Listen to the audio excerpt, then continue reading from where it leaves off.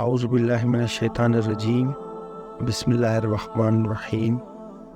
ایک دفعہ حضرت علی علیہ السلام نبی پاک صلی اللہ علیہ وسلم کی خدمت میں پیش ہونے کے لیے جا رہے تھے کہ رستے میں ان کی نظر ایک شخص پہ پڑی جو مسلسل رو رہا تھا۔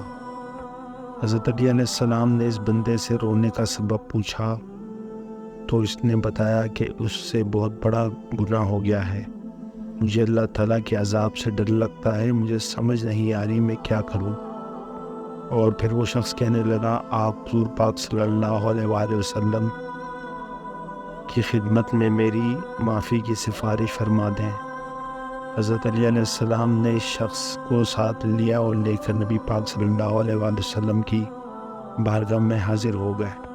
جب مولا علی علیہ السلام حضور پاک صلی اللہ علیہ وسلم کی خدمت میں حاضر ہوئے تو حضرت علی علیہ السلام زار و قطار رو رہے تھے۔ حضور پاک صلی اللہ علیہ وسلم نے دریافت فرمایا، اے علی آپ کیوں رو رہے ہیں؟ تو مولا علی علیہ السلام نے فرمایا کہ میں آپ کے پاس ہی آ رہا تھا کہ راستے میں ایک شخص کو بہت ہی زیادہ روتا ہوئے دیکھا تو اس کی حالت دیکھ کر مجھے رونا آ گیا۔ حضرت محمد مصطفیٰ صلی اللہ علیہ وآلہ وسلم نے پوچھا، وہ شخص کہاں ہے؟ جس پر مولا علی علیہ السلام نے عرض کیا، یا رسول اللہ وہ شخص باہر بیٹھا ہے۔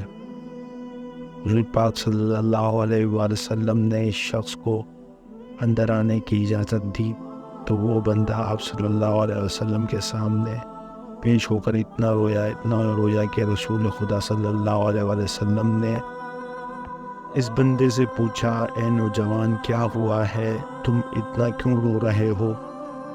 اس نے جواب دیا، یا رسول اللہ مجھ سے بہت ہی بڑا گناہ ہو گیا ہے۔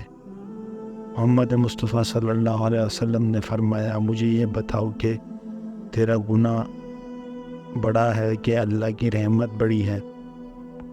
اس پر اس بندے نے عرض کیا کہ یا رسول اللہ میرا گناہ بڑا ہے۔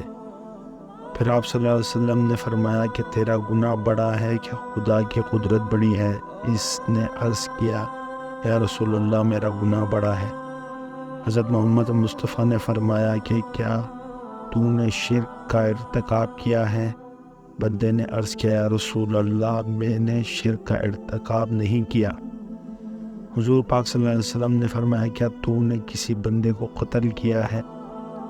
اس نے کہا کہ اے اللہ کے نبی میں نے کسی کو بھی قتل نہیں کیا۔ حضور پاک صلی اللہ علیہ وسلم نے فرمایا کہ پھر تم نے کون سا ایسا گناہ کیا ہے جس کی وجہ سے تم اتنا زیادہ رو رہے ہو؟ پھر اس شخص نے اپنا سارا قصہ سنایا۔ اس نے کہا، یا رسول اللہ میں کئی سالوں سے کفن چوری کر رہا ہوں، میں مردوں کے کفن چوری کر کے ان کو فروخت کیا کرتا تھا، اس سے جو آمدنی ہوتی تھی اس سے اپنا پیٹ پالتا تھا۔ کہنے لگا کہ کچھ دن پہلے ایک لڑکی دفن کی گئی، میں نے اپنی عادت کے مطابق اس کا کفن اتارا اور وہاں سے جانے لگا تو مجھ پر شیطان غالب آ گیا۔ اس نے میری نیت بدل دی، میں نے اس لڑکی کے ساتھ زنا کیا۔ جب میں زنا کر کے اٹھنے لگا تو میں نے ایک آواز سنی کہ جسے وہ لڑکی بول رہی ہو، اے بدبخت بندے، تو نے مجھے مردوں کے درمیان ننگا کیا، تو کل قیامت کے دن بدکاروں اور زانیوں میں تیرا شمار ہوگا، اللہ تجھے بھی سب کے سامنے ننگا کرے گا۔ وہ شخص کہنے لگا، اس لڑکی کی آواز کا مجھ پر ایسا اثر ہوا ہے کہ مجھے اب اپنے آپ پر اللہ کا غضب محسوس ہوتا ہے، میں خدا کی پکڑ میں ہوں۔ جب رسول خدا صلی اللہ علیہ وسلم نے اس شخص کا سارا قصہ سنا تو حضور پاک صلی اللہ علیہ وسلم کی بھی آنکھیں نم ہو گئیں۔ حضور پاک صلی اللہ علیہ وسلم نے فرمایا، تو نے واقعی بہت ہی بڑا گناہ کیا ہے۔ حضور پاک صلی اللہ علیہ وسلم کی زبان مبارک سے جب یہ لفظ نکلے کہ یہ بہت ہی بڑا گناہ ہے تو وہ شخص روتا ہوا باہر نکل گیا۔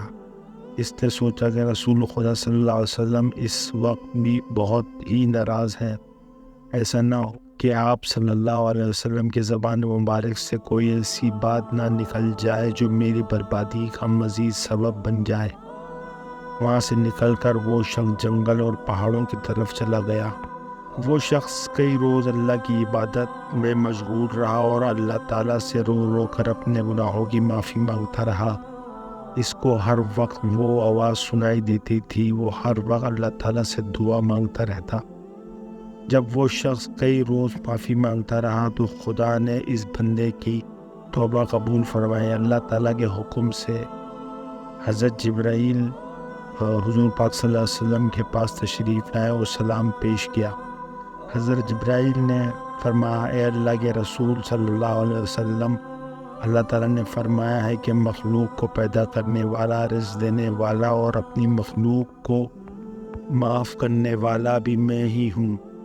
تو حضرت جبرائیل علیہ السلام نے فرمایا کہ اللہ تعالیٰ نے فرمایا ہے کہ میں نے اس نوجوان کی توبہ قبول فرما لی ہے، میں نے اس کے سارے گناہ معاف فرما دیے ہیں۔ پھر اللہ کے رسول صلی اللہ علیہ وسلم نے ایک صحابی کو اس شخص کے پاس بھیجا کہ اس شخص کے پاس جا کر اس کو یہ بتاؤ کہ اللہ تعالیٰ نے اس کی توبہ قبول فرما لی ہے، اللہ تعالیٰ نے تیرے سارے گناہ معاف فرما دیے ہیں۔ اگر آپ کو میری کہانی پسند آئی ہے تو برائے مہربانی لائک کریں، شیئر کریں اور سبسکرائب کریں۔ بہت شکریہ۔